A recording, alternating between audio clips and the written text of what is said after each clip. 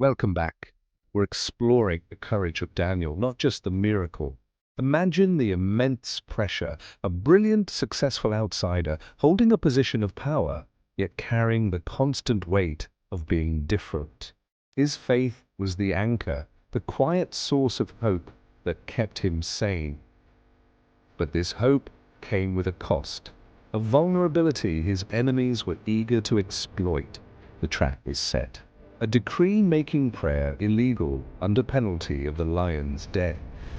For Daniel, the fear wasn't a whisper, it was a legitimate roar. The choice was terrifying. The thought of closing the window, praying silently, it must have been tempting. But he knew compromising his faith for a month of safety was a greater death than the lions could offer.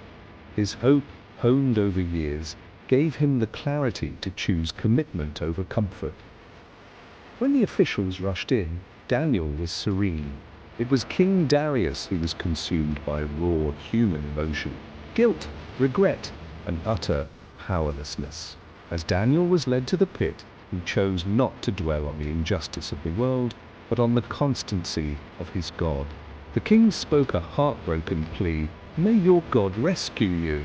But as the stones sealed the den, Darius was left in darkness and anguish, a stark contrast to the quiet calm Daniel carried into the pit.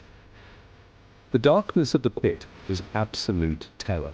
The smell, the heavy silence broken by the low growls, the natural human reaction is raw panic. But in that moment, Daniel actively fought for fear. He didn't fight the lions, he fought the terror within. He forced himself to recall every past moment of hope, every time his faith had been his shield. He traded his raw fear for the anchor of his trust.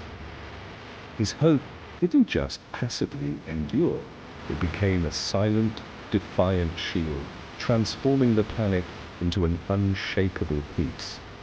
He was not relying on his own strength, but on a power that transcends the lion's tooth. When Darius cried out at dawn, Daniel's voice, calm and steady, was the answer to fear. Our God sent his angel and shut the lions' mouths. The miracle wasn't just the fact of his survival. It was the miracle of a man whose internal hope was so absolute it commanded external reality.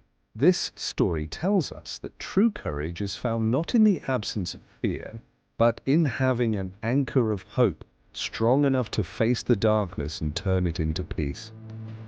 That unshakable peace is Daniel's true legacy.